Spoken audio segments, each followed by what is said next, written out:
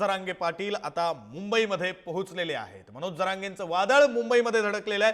आझाद मैदानात हजारो आंदोलक हे आधीच पोहोचलेले आहेत। आरक्षण घेतल्याशिवाय आता थांबणार नाही असा आक्रमक पवित्रा मनोज जरांगे पाटील यांनी घेतलेला आहे आणि मनोज जरांगे पाटील हे आता मुंबईमध्ये पोहोचलेले आहेत। चेंबूर पासून पुढे आता आझाद मैदानाकडचा प्रवास मनोज जरांगे पाटील यांचा सुरू झालेला आहे। मनोज जरांगे पाटील यांच्यासोबत आलेले हजारो मराठा आंदोलक सुद्धा आता चेंबूर पासून पुढे निघालेले आहेत। खरं तर आंदोलकांची संख्या इतकी आहे, वाहनांची संख्या इतकी आहे की मनोज जरांगे पाटील हे जरी चेंबूरच्या पुढे आलेले असले तरी अनेक आंदोलक हे अजूनही वाशीकडे अगदी मागेच आहेत। मोठ्या प्रमाणावर मराठा आंदोलक हे मनोज जरांगेंच्या समर्थनात मुंबईत येत आहेत। दृश्य आहेत मनोज जरांगे पाटलांच्या ताफ्याची। मनोज जरांगे पाटील यांची ही गाडी आहे। मनोज जरांगे पाटील याच गाडीमध्ये काही वेळापूर्वी विश्रांती घेताना आपण पाहिलं। याच गाडीमध्ये मनोज जरांगे पाटील आहेत। मनोज जरांगे पाटील यांना बहुतेक रस्ता नेमका कोणता वापरायचा आहे हे सांगण्यासाठी पोलिसांनी त्यांना थांबवलं। हे दृश्य पुढारी न्यूजच्या टीव्ही स्क्रीनवर आपण पाहतोय। मनोज जरांगे पाटील आणि त्यांच्यासोबत आलेले हजारो मराठा आंदोलक।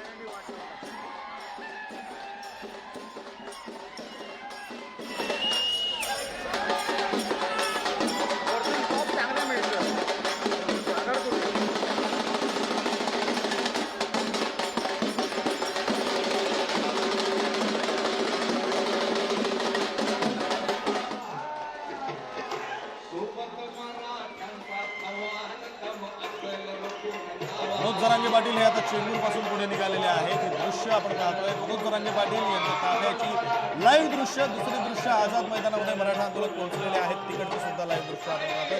पांढऱ्या गाडीमधून मनोज जरांगे पाटील यांचा प्रवास सुरू।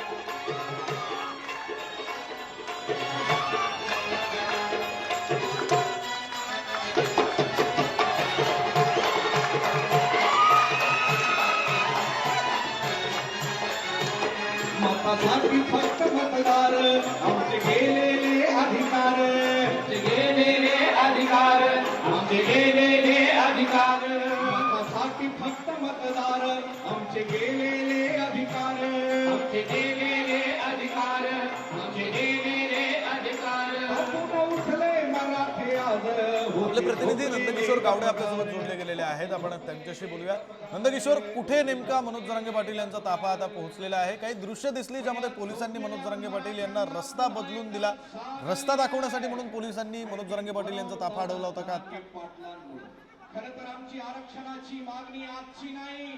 जर पाहायला गेलं तर मनोज जरांगे पाटील चेंबूरचं जी शिवसृष्टी आहे किंवा छत्रपती शिवाजी महाराजांचा अश्वारूढ पुतळा आहे त्या ठिकाणून जो फ्रीवे लागतो, जो छत्रपती शिवाजी महाराज टर्मिनलकडे येतो, आझाद मैदानाकडे येतो, त्या खरं तर आझाद मैदानाच्या दिशेनं आता जरांगे पाटील यांचा ताफा जो आहे तो कूच झालेला आपल्याला पाहायला मिळते।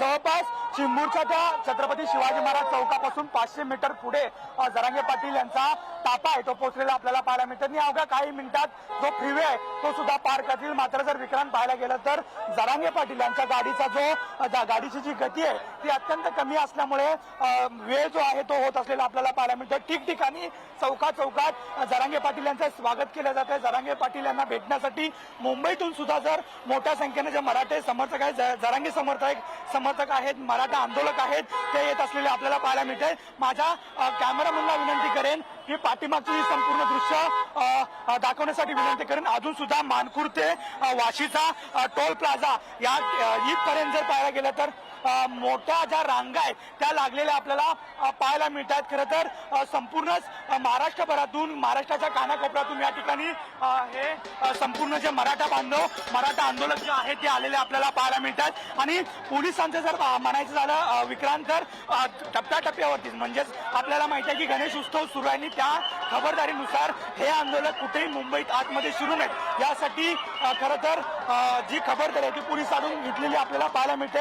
हे पोलीस आहेत, एक बाजू वडाळ्याला जाते तर दुसरी बाजू छत्रपती शिवाजी महाराज टर्मिनल म्हणजे आझाद मैदानाकडे जात असलेले आपल्याला पाहायला मिळते। आणि काही ज्या गाड्या आहेत त्या वडाळ्याच्या दिशेने सुद्धा पार्किंग स्लॉट मध्ये पाठवण्यात येत असलेले आपल्याला पाहायला मिळतात। तर काही गाड्या थेट जो कर्नाक बंदर जो पार्किंगचा स्लॉट दिलेला आहे त्या ठिकाणी देण्यात आलेला आपल्याला पाहायला मिळतोय। एकंदरीत अजून सुद्धा मोठी जी रँक आहे ती या संपूर्ण परिसरात गाड्यांची लागलेली आपल्याला पाहायला मिळतात। अजून सुद्धा हजारो जे आंदोलक आहेत ते या ठिकाणी आलेले आपल्याला पाहायला मिळतात.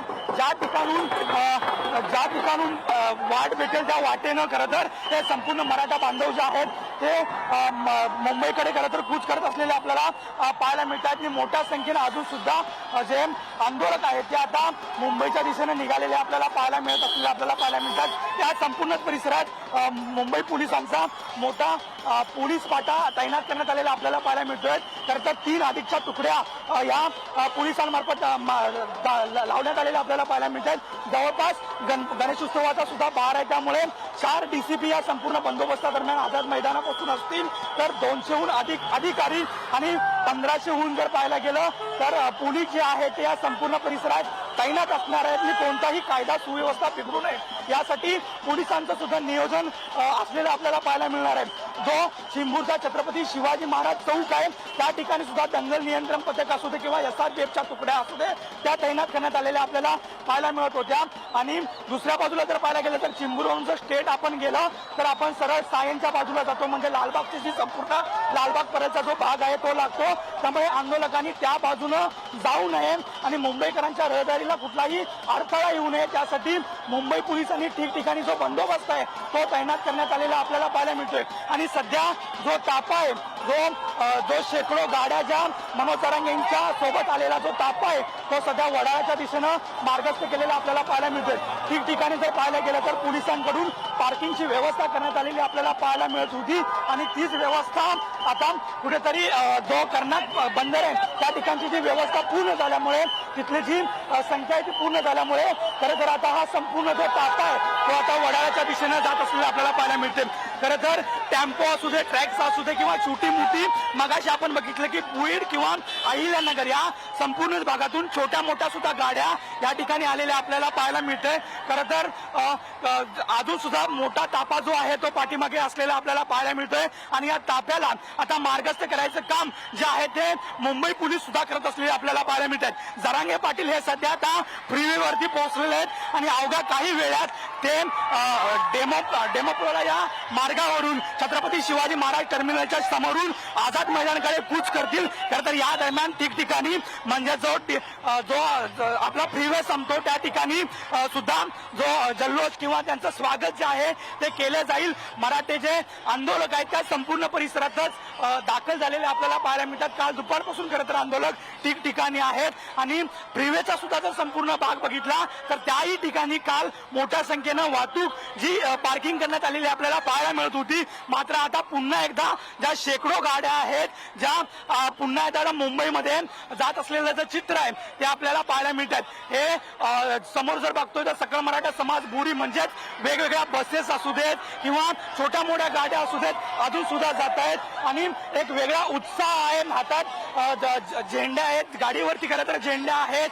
डोक्यावरती भगवी टोपी आहेत. त्यामुळे एक वेगळा उत्साह जो आहे तो या संपूर्ण आंदोलकांच्या डोळ्यावरती किंवा त्यांच्या चेहऱ्यावरती असलेला आपल्याला पाहायला मिळत होता. खरं तर मागच्या वेळेला या संपूर्ण आंदोलकांना मुंबईत आता येता आलं नाही, मात्र आता आम्ही येतोय ते आंदोलन घेऊनच जाणार असं एकंदरीत सांगितलं जात आहे. खरं तर हा संपूर्ण जो फ्रीवेचा परिसर आहे तो आता भगवामय झालेला आपल्याला पाहायला मिळतोय. छत्रपती शिवाजी महाराजांच्या घोषणा असू देत किंवा एक मराठा लाख मराठा अशा पद्धतीच्या घोषणा असू देत, या घोषणा देत खरं तर संपूर्ण जे आंदोलक आहेत ते आता फ्रीवे मारत जे कर्नाटक बंदर या ठिकाणी काही पार्किंगचे स्लॉट आहेत तर त्याच्या पाठीमागे जर काही स्लॉट आहेत, वडाळ्याच्या भागात काही स्लॉट आहेत, त्या ठिकाणी शिवडी भागात सुद्धा मोठ्या संख्येनं पार्किंगची सोय करण्यात आलेली आहे. त्यामुळे या संपूर्ण भागात पार्किंगसाठी आता पोलिसांकडून जो बंदोबस्त आहे तो करण्यात आलेला आपल्याला पाहायला मिळतोय.